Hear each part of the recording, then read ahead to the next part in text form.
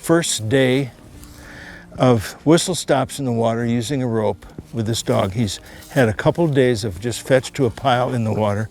Now we're going to begin the rope stop. Here, heel, sit, sit. The difficult thing about using a rope is rope management. If you do it wrong, you get it tangled up on everything, the dog gets tangled up. And the key is that when you stop the dog, you pull the rope first and then blow the whistle, not in reverse. So, I'm gonna heel, sit. Keep an eye on the rope management, because that's what most people have the most difficulty with. Sit. Sit. Sit. Heel. Sit. Sit. Back.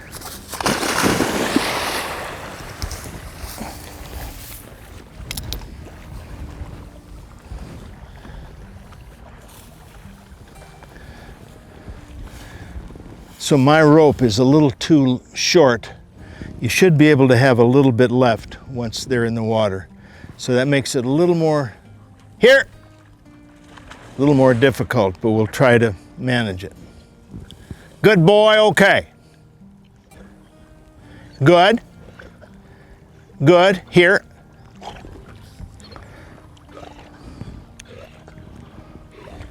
Attaboy.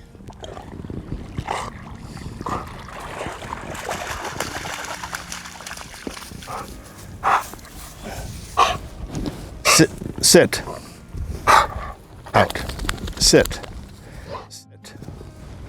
sit, sit.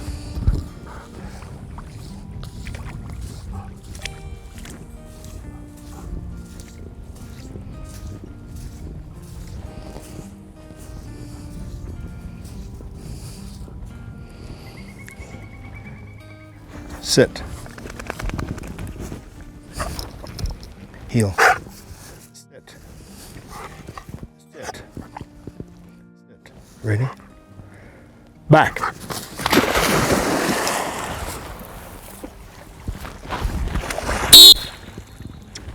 Back.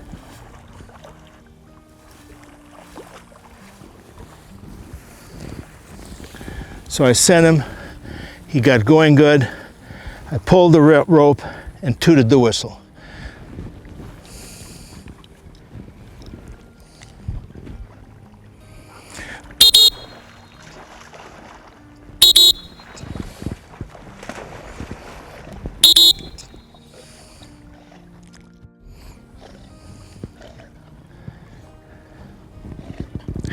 Some dogs, if they're pretty sensitive and if they've had a lot of work stopping on the whistle before doing this, sometimes you can get by without a rope. But the rope is a surefire way of teaching a dog how to stop on the whistle in the water. Here.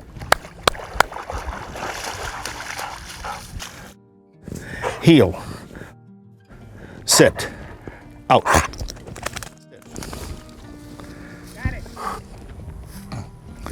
Sit.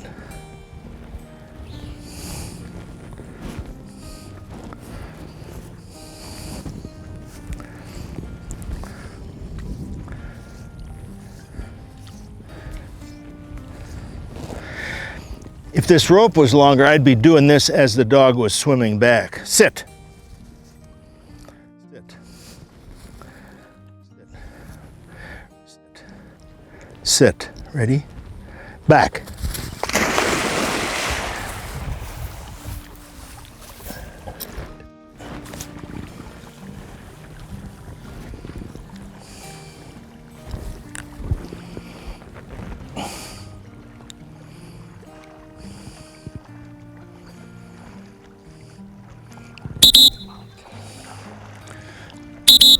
Good.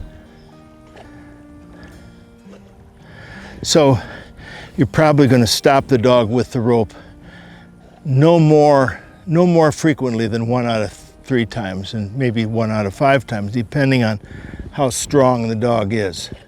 Okay, let's go, buddy. Good. Here. We get this retrieve.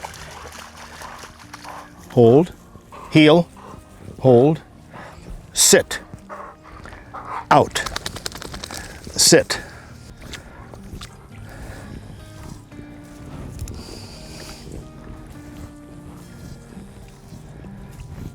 The reason you pull the rope first before using the whistle is you want the surprise of it, so you get, in the end, you get a really quick whistle sit. Heel, sit, sit, sit. Ready? Back.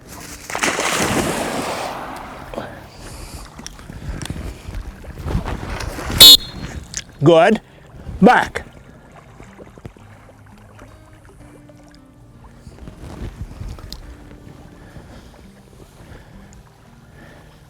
So that was perfect. That's what it's supposed to look like. He comes to the end, he's swimming hard, you jerk the rope, you blow the whistle.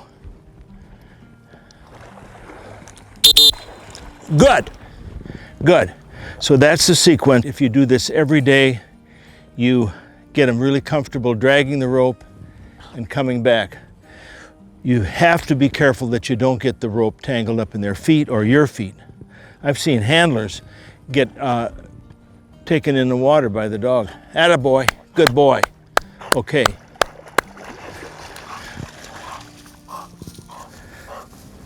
Here. So the other thing is, once you do this a number of days, and then maybe after 2 or 3 days, and you feel like he's stopping he's gonna stop reliably, then you stop him without the rope just to check it, to see if he's actually stopping. If he is, then the next step would be using the electric collar. At first, it'd be a low neck, and then maybe it'd go up to a medium. You're just trying to get the dog used to being stopped with the whistle and reinforced with the electric collar. So it's jerk, whistle, nick. Jerk, whistle, nick. I want to make a point. This comes later, but just so you're aware of it. Did you notice when he was returning, he was sort of wide to the left? That is called a flare. Later on, we're going to have to correct that when we get more into the single T on the water. We don't want a flare, we want straight out and straight back. But I just want to make you aware, that's called flare when they kind of go around the line that they went out on. They come back kind of like this. That's flaring. We've got to eliminate that, and this is where you eliminate it. It's part of collar conditioning.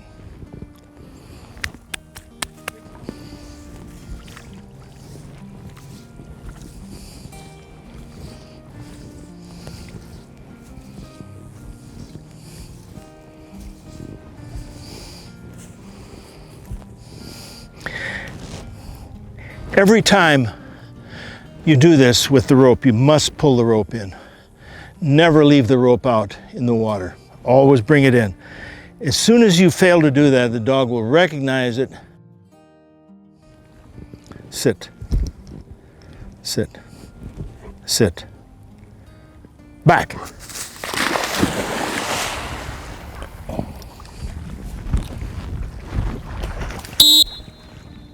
Back. Back.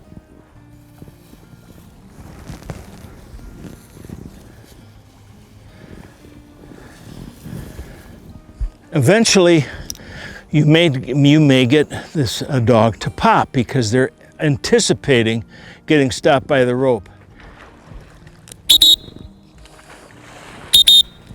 And so then you have to deal with that. And that's why these fundamental yard work drills are so critical, because you eliminate no-goes, popping, flaring, and a few other things if you think about it. So it's really important that this is done correctly.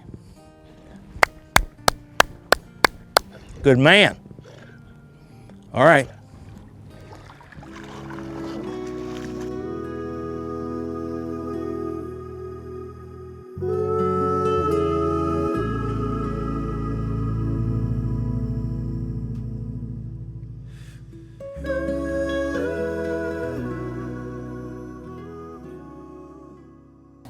And when a great multitude had gathered, and they had come to him from every city, he spoke by a parable.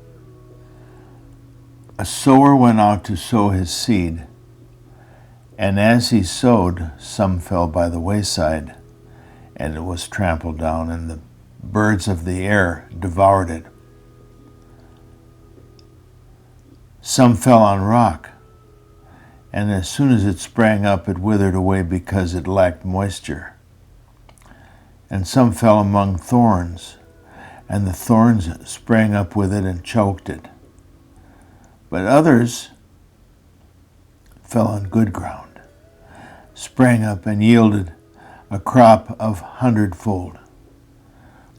When he had said these things, he cried, "He who has ears to hear, let him hear."